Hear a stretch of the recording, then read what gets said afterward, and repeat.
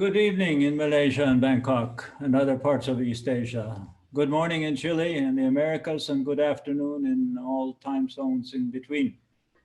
My name is Hans Genberg. I'm Professor of Economics and Senior Director of Central Banking and Finance Programs at the Asia School of Business here in Kuala Lumpur. It is my great pleasure to welcome you to this second in the webinar series on Conversations on Central Banking, organized by the Master of Central Banking team at the ASB. The topic this evening or morning is how can the integrated policy framework benefit emerging economies?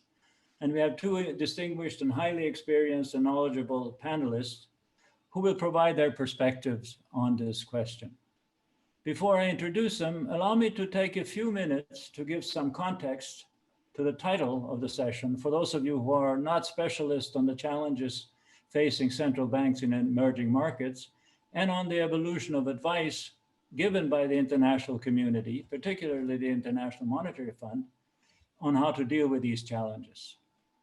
As you know, staff of the IMF visit member countries roughly once per year to consult with the authorities, mainly the finance ministry and the central bank, on the economic outlook for the country, on the challenges they face, and on policy strategies they might follow to deal with these challenges.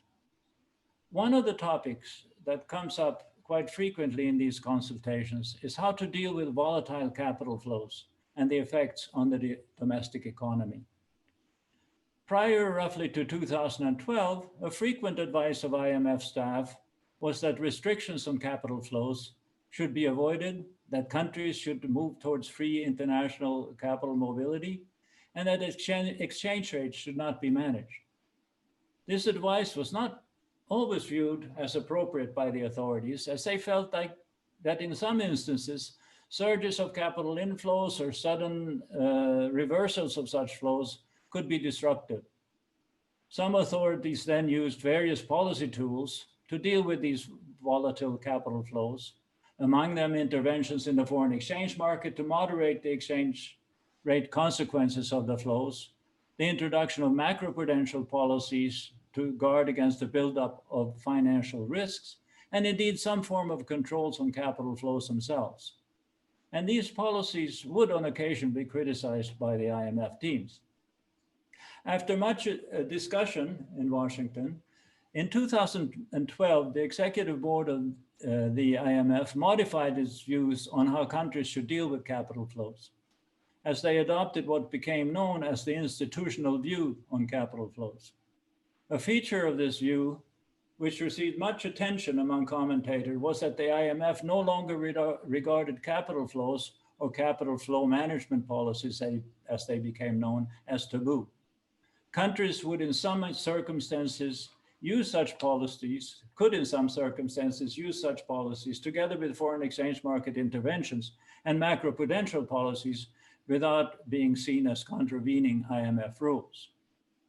But the IV was still regarded as restrictive in some countries, and the reason was its perceived hierarchical nature. The standard advice of the IMF was that foreign exchange market interventions and capital flow management policies should be seen only as last resort solutions after all other policy options had been tried.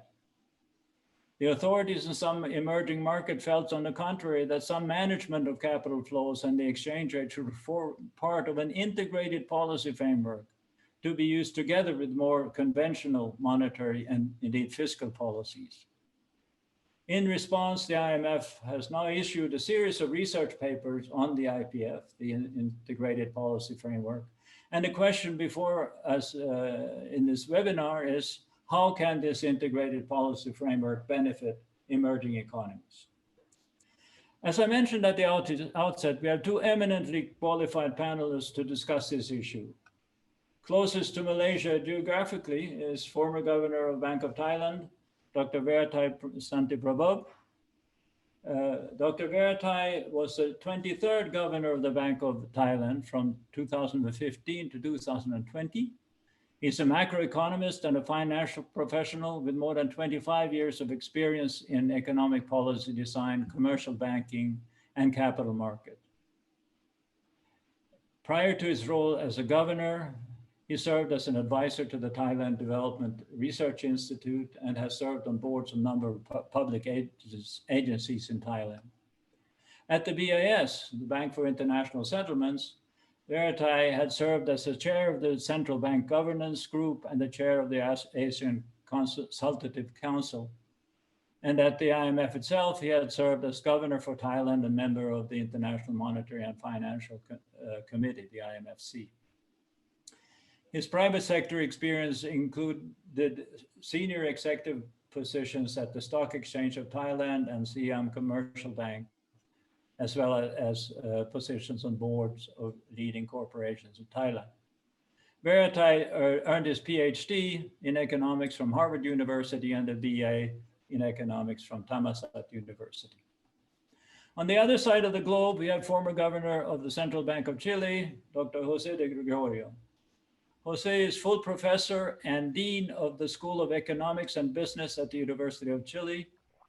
He was the president of the Central Bank from 2007 to 2011, after being its vice president from 2003 and member of the bank board from 2001. He also served for 2 years as a minister of economy, mining, and energy. And he has been a visiting scholar at the IMF, the World Bank, as well as the Peterson Institute of International Economics, and a visiting professor at Anderson School at UCLA. He has a master's degree in engineering from the University of Chile, and he obtained a PhD in economics from the MIT in 1990. So I think everyone will agree with me that it would be difficult to find 2 more qualified panelists for our webinar tonight, both from the point of view of their knowledge of economic issues involved and their policy experience. So to end my introductory remark, allow me first to ask each of them whether my brief overview of the context of this topic this evening resonated with their own experience in dealing with capital flows during their terms as governors, and whether they felt constrained in any way by international advice and pressures in their choice of monetary policy strategies. So can I now first turn to Governor Veerathai for his views on these issues? Veerathai, please. Thank you very much, Hans. Very good evening to everyone and also to the webinar audience. Thank you, the Asian School of Business, for selecting this very important topic for this webinar. As you have rightly pointed out, before, the IMF tend to be very hierarchical in its policy recommendations. They had to stick to that, institutional views on different policy tools. But since the discussions of integrated policy framework came to floor, I think the IMF has moved forward in the direction that will be highly beneficial for emerging market economies, for small open economies, not only emerging market economies, but I think this will also be very much applicable to small open advanced economies as well when we have to deal with volatile capital flows.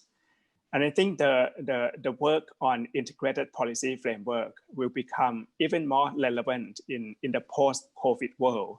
Allow me to give a few reasons why I think the integrated policy framework will be even more relevant. Firstly, as we all know, because of COVID, central banks of advanced countries have eased their monetary policy much further. They didn't normalize the previous rounds of policy easings from the global financial crisis. Many of them had to ease monetary policies in a very aggressive way, and that led to excessive global excess liquidity. And this excessive global liquidity, we have to find place to invest. And so in this context, emerging market economies, particularly those that have sound macroeconomic policies, will have to deal with much more volatile capital flows. It's not just only additional excess liquidity injected by central banks of advanced economies in the current environments of COVID pandemic.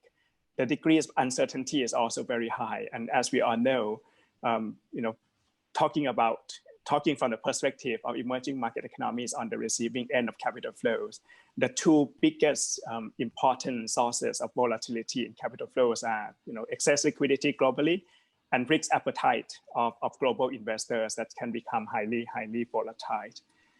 The second reasons why I think the integrated policy framework will become even more relevant for emerging market central banks is related to the fact that the policy space of emerging market central banks have also become very limited. Many central banks, including the Bank of Thailand, we had to lower the interest rates in response to the COVID pandemic. Fiscal space has also become very limited. When policy space of different policy tools have become much more limited. So we have to think in terms of optimum combinations of policy tools. It might not be wise to think of one policy tools for one objective. Indeed, when we think of optimum combinations of policy tools in the frameworks of the IPF, that can be helpful for emerging market economies.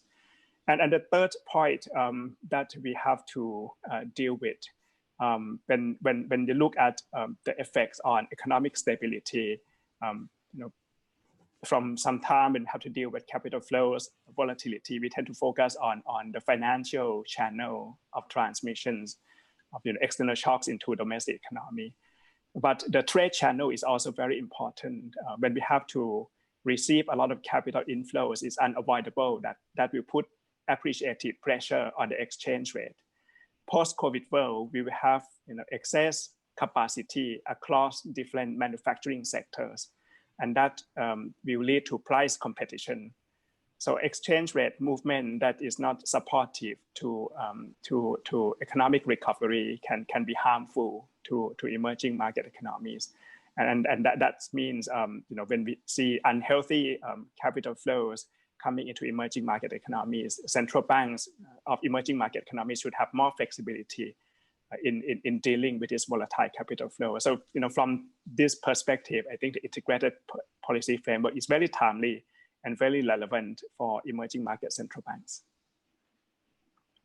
Thank you very much. What is the view from Chile, another economy that is highly open to international trade and capital flows? Jose, can you give your views?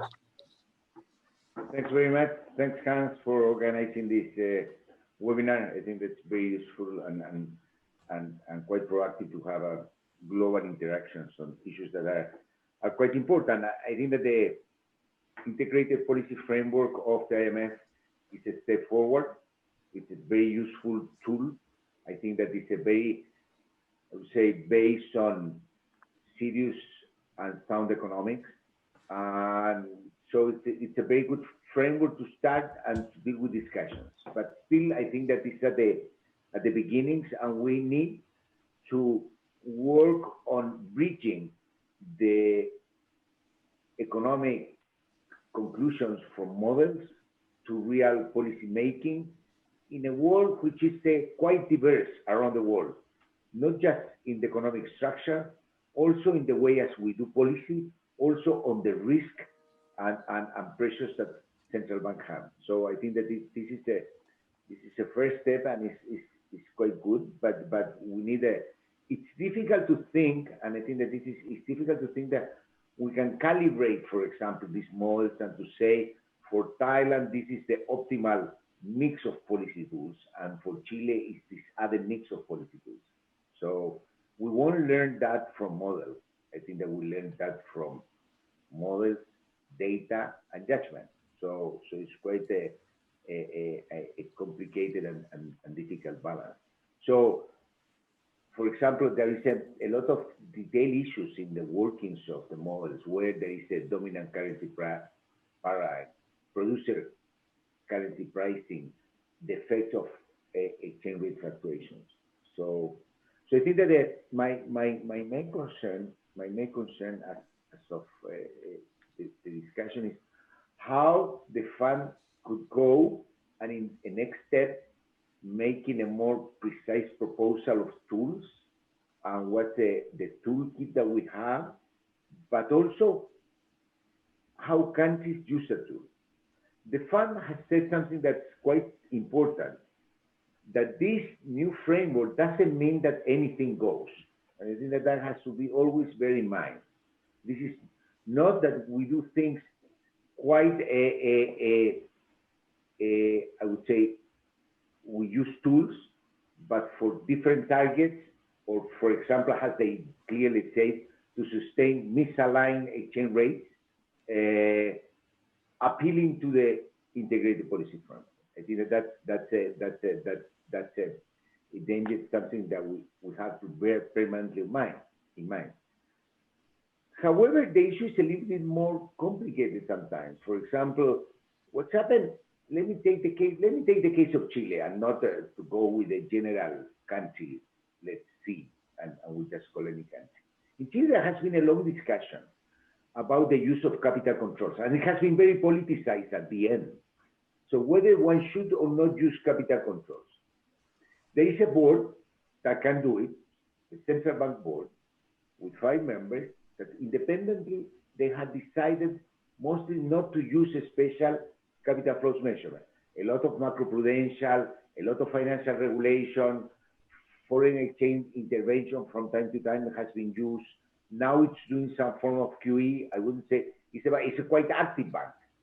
But in terms of the capital controls that we used to have in the 1990s, the central bank has found that it's not necessary at this stage. So then what's happening is that in the discussion, some people would say the central bank, without, I would say, in a light discussion, but a very politicized discussion, the fund should use capital controls because it's in the toolkit of the IMF. So this is the part that I would like to be very careful, I would say, in how the fund gives the message and communicates. Because although I know clearly that the fund is not trying to impose one size fits all to all countries, the discussion, the political discussion, and I would say the superficial discussion within countries could be complicated. And the thing that you say, which is I think that's quite important, capital flows management. Most of the integrated policy frameworks, the key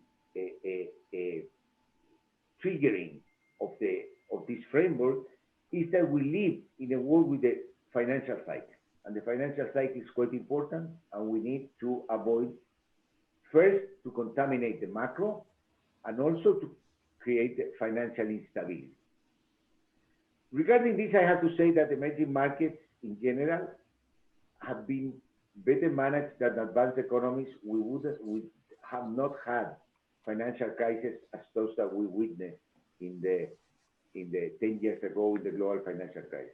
So we learned, and it's macro-prudential tools are not new for emerging markets, are much more new for advanced economies. Now, here comes another tension, and I think that this is a tension that's typical in Latin America, sometimes in Asia, which is, what are we dealing with? Capital inflows, capital flows movement, in which case we have to have a lot of, I would say, financial infrastructure very resilient, or our worry is competitiveness and exchange rate, because we have the, I would say, we have the idea that having a relatively weak currency and export promotion and small countries, a way to develop is to kind of conquer a foreign market through trade. And this has been always a tension. So that's why it comes sometimes foreign exchange intervention. And we need to have reserves for precautionary reasons, but we also accumulate reserves in order to avoid an appreciation. And this is shown also, I have some research, but also the fund has that there is this tendency to intervene when there is an appreciation, not a depreciation. So we have to be very careful in what's the target. Is the target financial stability, or is the target competitive? And here I think is where comes again the tension of the policy framework and policy tools, and why we integrate this new useful policy framework in the discussion of the policy making in emerging markets. Thank you. Let me ask one question that has come in the Q&A box and mentioned to all the participants that if you do have questions, please feel free to type them into the Q&A box and we'll try to take them up as we go.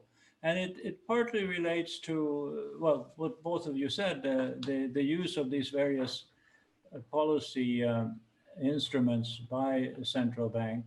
And our colleague from the Season Center, Ole Rummel, he asked whether there are practical challenges to the IPF involving monetary policy, foreign exchange market intervention, and so on, and whether those challenges create tensions about legitimacy, organization, governance, and coordination within an economy.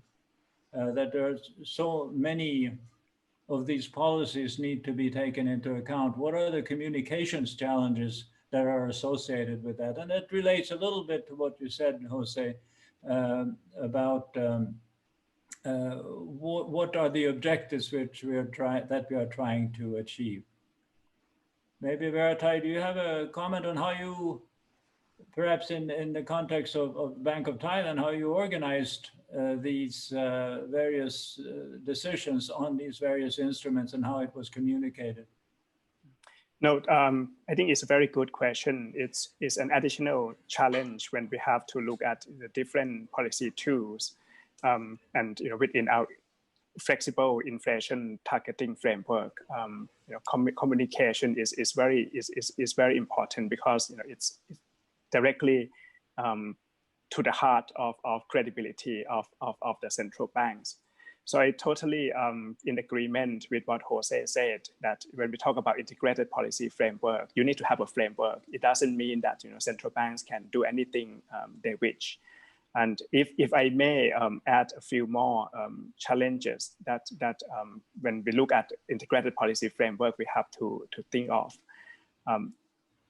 First challenge is when we talk about integrated policy framework that the IMF started. They look at four main policies. One is monetary policies, macroprudential policies, foreign exchange intervention, and capital flow management measures. But as we know, fiscal policy is also very important. And when the fund would provide advice on the integrated policy framework, I think they can't avoid adding fiscal policy into the framework. As we all know, in the current COVID environment, fiscal policy is the main policy tools in stimulating the economy, and that will also lead to accumulation of public debt, which will become very relevant in the size, the depth, and the monetary policy tools that central banks will use, and the depth of the domestic bond market. So fiscal policies will be an important and challenge, and this is related to the questions that was asked. When look at how to coordinate the different policies within an economy, it's not just only the policies at the central bank alone, but it's also the coordination of fiscal policy in this framework. And in some economies, they even talk about fiscal dominance. That will have implications for the conduct of monetary policies down the road. The second challenge that is related to Jose's point, and which I have found a bit missing in the integrated policy framework, is the foreign exchange market dynamics. I totally agree with Jose that central banks should not use foreign exchange intervention to gain trade competitiveness. But if you look at the foreign exchange dynamics, the financial flows, the volatile financial flows relative to the size of foreign exchange markets of emerging economies, at times, financial flows are very large relative to the size of domestic foreign exchange market. And that could lead to significant volatility. It could reset expectation of the exchange rate. It could also trigger what we call the snowballing effect when there's an capital inflows into the country, and that leads to appreciation, and that leads to more capital inflows and more appreciation. So the ability of central banks to be able to do some to take some preventive action to prevent such a snowballing effect, or to throw some sands in the wheel of unnecessary capital flows. That I think that would be quite relevant for emerging market central banks. And if you look forward, the foreign exchange transactions that are related to real economic activities have shrunk because of the current COVID pandemic. Exports have declined, imports have declined, foreign direct investments have declined, tourism proceeds have declined. But the size of capital flows have increased because of the global excess liquidity.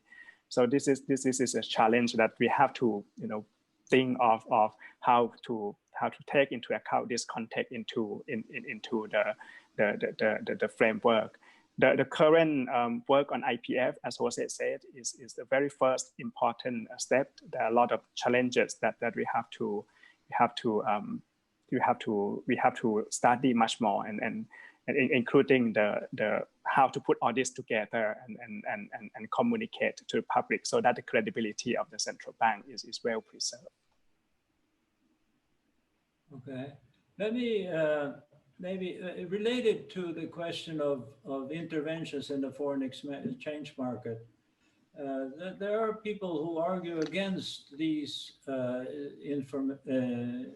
interventions and say that this hinders the development of instruments in the foreign exchange market whereby firms and individuals can hedge exposures, because the central bank sort of takes away the need for such hedging. Is that an issue, or should the IMF take into account this aspect of developing foreign exchange markets and the potential effect of interventions on that? Is that an issue?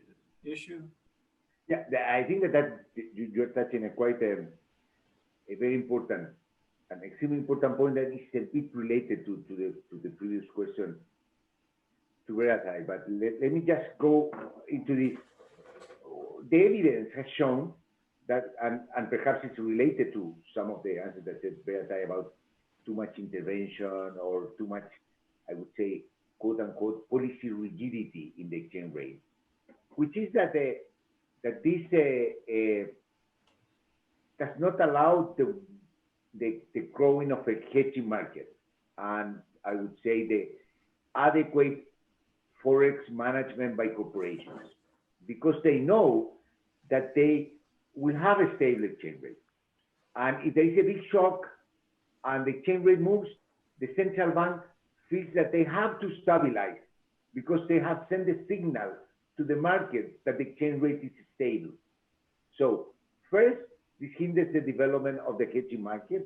And second, also, this affects the behavior of firms, because the firms do not demand hedging because they know that there will be a public hedging, or let's say there is a moral hazard issue that does not allow an adequate management of the exchange rate within corporations. And this is not free, because at the end, who's paying for this hedging is the central bank. So it's not that that the central bank creates out of the blue an insurance. No, it has to be paid by the central bank and create rigidity. We saw this in many, many countries around the Asian crisis, long time ago. But it was quite important, I think, in creating unnecessary tensions and recessions in emerging markets. This does not preclude that countries can intervene. When I was governor of the central bank, we had 2 periods of foreign exchange intervention. I think that it can be done. Countries will keep doing it. So the question is how to put this in the framework and in the integrated policy framework, and in a policy in which you want to avoid sometimes extreme changes in the exchange rate, or even sometimes, I would say, what we call an excessively strong currency. for example, caused not by capital flows, but by high terms of trade. And this is, I think, that it's again, quite an important issue. Because the issue many times in Latin America has not to do with fluctuations in capital flows, which is much more common perhaps in Asia, but it's with fluctuations in terms of trade. So in good times, we have very strong currency, okay? And this creates a lot of tensions in the exportable sector. So what we did and what can be done in terms of foreign exchange intervention to have it, and I think that in general, with the integrated policy framework and with the new non-conventional tools, I think that the rule for the new non-conventional tools is whenever they apply, they have to be very well justified. So whenever you are going to intervene in the Forex market, you say, I will intervene because this is my assessment. And I think that that's the first stage or first step in order for policies not to be arbitrary and subject to, I would say, decisions out of the, I would say, with a technical and appropriate justification. So I think that the same happened with the perhaps new macroprudential tools. This is a thing that central banks have already been doing. Inflation target, central banks writing inflation reports. So in the inflation report, you justify your monetary policy. Now perhaps you have to justify your macroprudential, your foreign intervention, and to make it very clear and transparent. Because what you don't want to do is to be subject to discretion or to doing policies for the wrong reasons. Right. Thank you. Another question related to interventions. It's from my colleague, who you know very well, Eli Remolona. He says, in the IMF's assessment of international reserve adequacy, Thailand is considered to be over-hoarding. And he wonders, Veerathai, whether in the view, whether the IMF typically has a view on reserve accumulation in the context of the IPF. Well, I think that the IPF, we have to, once the IPF is well adopted and well researched, the different calculations that the IMF uses, we also need to be modified, taking into account of the new integrated policy framework. The reserve adequacy analysis is one. In the world of increasing volatile capital flows, where countries can receive a large amount of inflows and the flows can be reversed in a short period of time, and that also have implications on the calculations of reserve adequacy. The other calculation the IMF normally does is the external balance assessment, the EBA, which for some people outside the IMF might link that to the evaluations of the valuations of the currency, whether it's too weak or too strong, and that also needs to be modified so that the integrated policy framework can be adopted in a meaningful way. Another thing that I think we have to pay more attention to from the perspective of emerging market economies is the preemptive natures of a number of tools that we have to adopt. And we talk about the size of international reserves. One thing that the experiences during the past cycles have shown that countries need to accumulate sufficient reserves to be able to use it when needed. It's a kind of self insurance against volatile capital flows. And as we have seen in March and April of this year, many emerging market economies had to deal with massive capital outflows, and those that had accumulated reserves as a self-insurance mechanisms could ride through the wave of capital flows volatility in a much more smooth way. Right. Thank you. You both mentioned the macroprudential policies that have been used a lot in emerging markets, much more than in advanced economies typically. There is an issue, I believe, that of trying to distinguish between macroprudential policies and capital flow management policies, because in some contexts you might impose a macroprudential policy which, due to the financial risks of capital flow volatility. And how do you need to make a distinction between the two? And if so, how shall that be dealt with? I believe that the IMF, at least in the past, and during the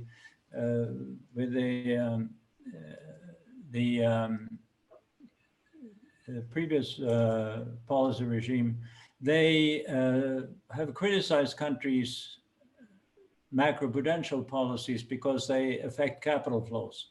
And that is not according to the rules, at least the old rules. Is that something that you have experienced yourself? Yeah, there is an issue which is a modern way to call capital flows, capital controls. Sounds like a bad word, so you now may call it macroprudential tool. So this is also a big confusion, and perhaps we should have a list. Say this is macroprudential, this is capital flow measurement. In general, I'd say macroprudential is much broader because macroprudential includes many things, LTV ratios, you know, and many things beyond the regular prudential, microprudential. So I think that it is tricky because, for example, what you do when you want to, for example, you don't distinguish in general whether the flow or the stock that you are regulating is of domestic or foreign source. So in that case, it's macroprudential. However, there are issues in prudential banks, in prudential financial regulation, in which you say, for example, we want to be careful about the high leverage in foreign currency by banks and do something like the Korean levy.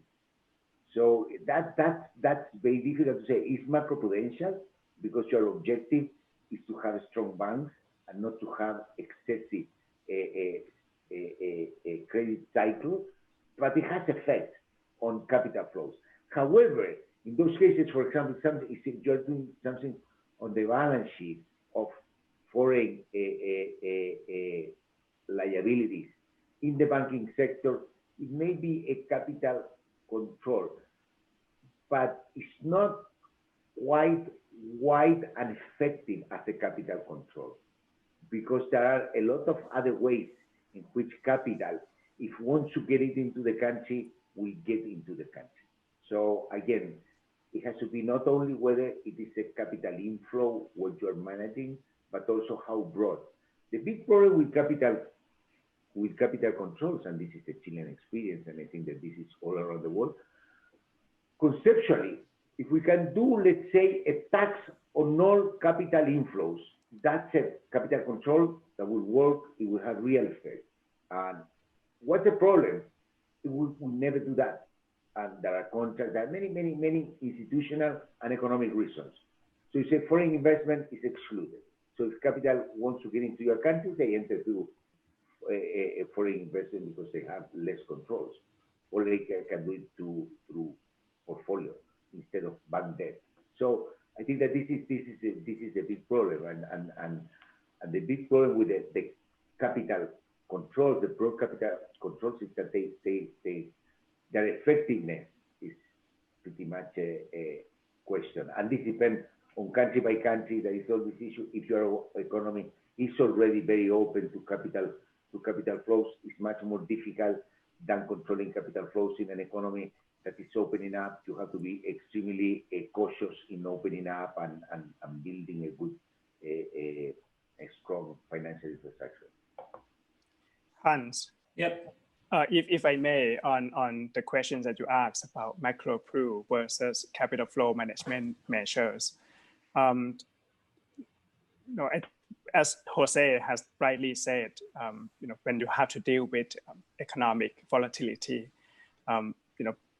it could be driven by capital flows that have implications for financial stability in the domestic market.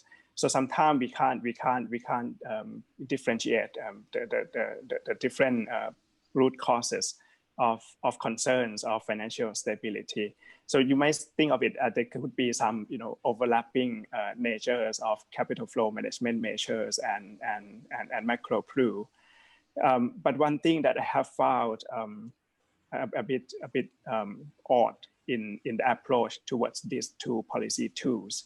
On macro-pru, I think it's very well accepted that macro-pru measures we have to be directed to the root causes of concerns. For instance, if you're concerned about asset price bubble in real estate market, then domestic authority could come up with some macro-pru measures to deal with the source of the potential bubble in real estate market. But in capital flow management measures, in some Asian countries that have experience, we have to deal with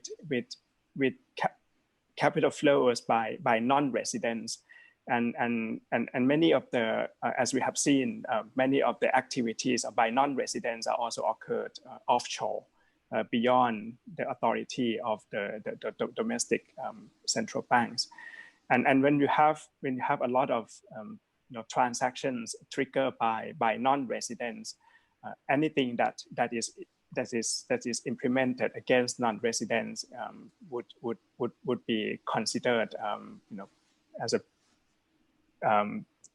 harmful policies in the views of international financial institutions. I think if we think of macro-pru and capital flow management measures, I mean, authorities should have some flexibility to direct to the root cause of the source of the volatility that we would like to deal with. I'll give you an examples. There were periods that Thailand had to deal with what we call the safe haven flows. It has nothing to do with what we call the pull factor, the domestic financial conditions, or the even economic growth in Thailand was not that attractive, but because of we perceive as safe haven countries, and because of our external strength, large current account surplus, and that led to capital inflows, massive capital inflows into the country in a very short period of time, very intense capital inflows, and these are perhaps one could think of it as unnecessary capital inflow. It doesn't have any implications on real economic activities of the country, but it has put a lot of pressure on the exchange rate that has affected the export sector. We have not used. I want to be clear at the outset that we do not use exchange rate intervention to gain unfair trade competitiveness. But in the situation that we have to deal with a lot of safe havens inflows, and central banks should have flexibility to throw sands in the wheel, as I might say, against non-residents. When we talk about capital flows management measures or capital controls, I think this is a very big word, and it has a lot of stigmas attached to it. In the earlier period, the way I understand it, the stigma comes from the concerns that countries might impose capital controls against capital outflows for those that have invested in the countries and wish to take money out but can't take the money out because of the capital controls measures. So there's this stigma attached to it. But in the current environment where we have to deal with a lot of volatility of capital flows, ability to implement preemptive capital flow management measures to slow down volatile capital inflows. That's a different nature of capital flow management measure. One could think of it more as a category of macro-pru measures, more preemptive macro-pru measures that can be targeted to the source of volatility. Thanks, Hans. Thank you. Let me. Yes, Jose. I have a point, which I still think that needs to be extremely clear, and Veerathai has put it very well. And I think that if there is coming from Latin America, there is also always an underlying issue about competitiveness. I think that Veerathai said very clear, macroprudential measures should go to the source of the distortion that we want to correct. This is the way. What's the problem? And this is where I also think that's quite important transparency, that many times you justify, or in some countries, not in our countries, I also, you justify a measure without worrying about really the fundamental, but some side things like the exchange rate. But this is quite important in the discussion of capital flows, because if you read the literature, Corinek and papers at the fund, that they talk about the optimality of capital controls, they are not talking about financial stability. Most of them are talking indirectly about financial stability and currency mismatch.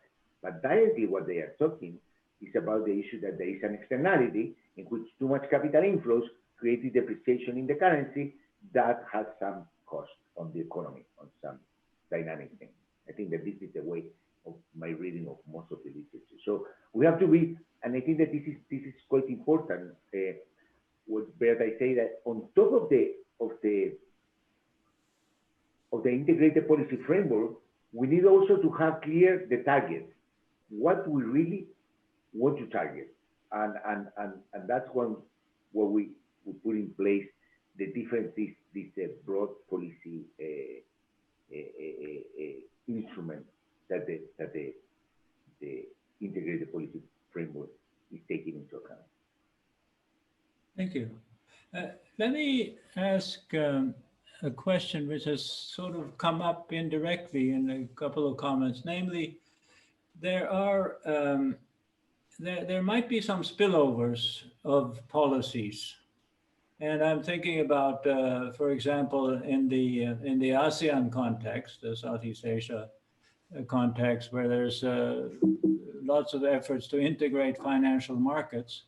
And if how can one sort of combine those efforts of financial market integration between groups of countries and policies that try to safeguard some of those countries from excessive volatility of capital flows?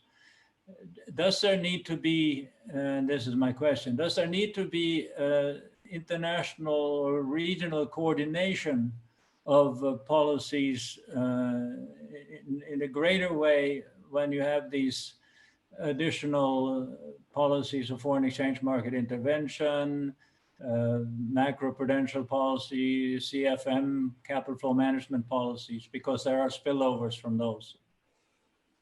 Is that an issue that you think is in Latin America? It's not. I would say in Latin America it's not a big issue. So okay. what Brazil does in terms of policies will have a repercussion. For example, most of these things is that capital flows wants to get into Latin America, and if a country A closes the door, they will go to country B. I don't think that we have those spillovers, and also markets today are much more country-specific rather than region-specific. There is some region-specific, but they are very careful about the distinguishing across markets. I think that this is experienced in Latin America, where I would say the pressures from capital inflows is not as perhaps as pervasive as the one in Asia. What about you, Veerathai, on this particular issue? And the first part that I would like to comment on is that we talk about financial market integration work that we do in ASEAN. we have a long-term perspective in basically reducing the cost of cross-border transactions, and also to be able to better use the amount of savings that we have in the region instead of recycling it through global financial centers. These savings originated in ASEAN could be better used in ASEAN if we have a better integrated financial system, but it's more of a long-term perspective. The spillover from one country to another country. One observation that I observed lately, I might disagree with Jose on this point. I think that the fund managers today, particularly bond funds, the country-specific funds has come down, and it's very difficult to find fund managers that look at country by country. The size of regional ETF or emerging market global ETF have expanded, and we see the investment decision driven mainly by benchmarks. When talk about the global, when it's an adjustment of global bond benchmark, that leads to a big rebalancing of capital flows in and out of the region. So if one country impose restrictions on capital flows, obviously that will have implications on the benchmark of that country. And once the benchmark is reset, the weight is reset, then it will have implications for flows into other countries. And that's the observations that I have seen lately. The other point, when you talk about spillover, one might think of flows within the regions from one country to another country. But from that perspective, the flows that we have to deal with are flows originated in advanced economies into the region.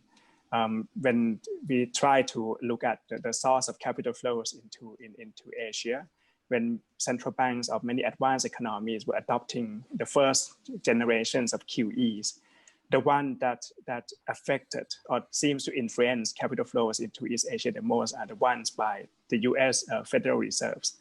I mean, the Bank of Japan has done a lot of QE, but it doesn't seem to have much impact on capital flows into Asia. But when we talk about so the regional spillovers, I think that is not an issue. But this leads to another thinking that is not well integrated or well analyzed or well incorporated in the integrated policy framework. When we look at the integrated policy framework or the discussions that we have had in this webinar so far, the adjustments have to be borne by the recipient countries. And it seems like we are restricted in some ways from dealing with capital flows. But if you look at the source of volatility of capital flows, if it's originated in advanced economies, I think there needs to be a better balance between the burden of source countries and recipient countries of these capital flows. I recall in one conference at the Bank of Thailand, Professor Andrew Cheng made a very good analogy with spillover capital flows and emissions of carbon CO2. If it is considered as something with negative externality to other countries, then the source countries would have to do something to restrict the emissions of CO2. If spillover capital flows could be harmful for emerging market economies, we also should think of what the source country could do to limit that external negative externality to other countries. So far, the work on IPF and other things that we have done, the burdens have to be borne solely by the recipient countries of capital flows.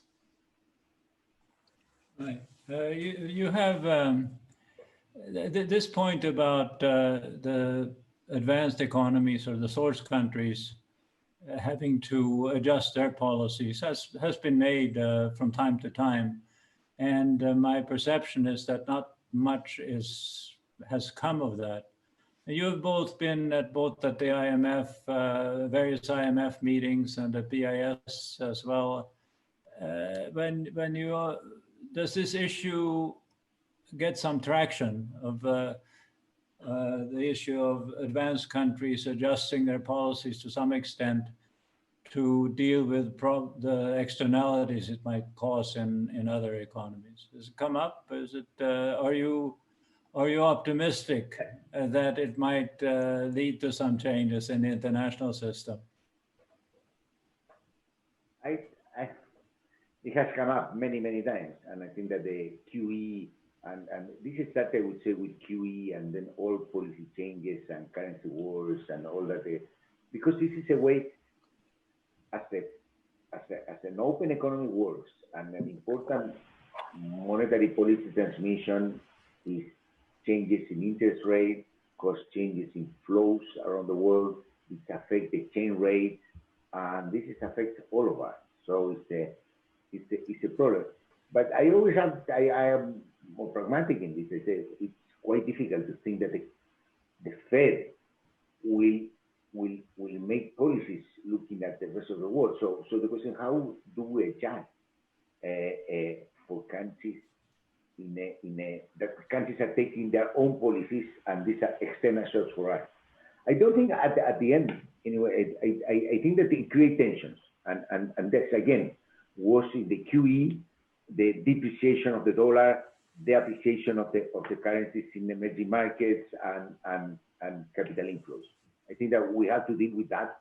I think that this is much better way to think about this is with a integrated policy framework, or how we can use a number of policies to preserve price and financial stability, and then thinking that we could have a state in which there is a more coordination of policies. I think, and this is related to also the previous comment by Veerathai and the discussion that we had on spillovers. I believe much more on standards and agreement on standards than on movements of policy. So I think that this is the way that we should the way as coordination would work, and it has worked in financial regulation, and I think that macroprudential there could be something because of the potential spillovers, which I see are quite important, and perhaps it's more the experience of Asia and better with a huge development of ETF in Asia compared to our region, in which we have just two dominant players, which are Mexico and Brazil. I think that the important spillovers are the spillovers coming from the advanced economies into emerging markets, and this is something that we have to deal with, not just with standard tools and macroprudential tools. I think that it's a good way to go, and what is in the integrated policy framework in order to assess. Veerathai, you were at the IMFC, and I presume issues like this might have been discussed there or at the BIS?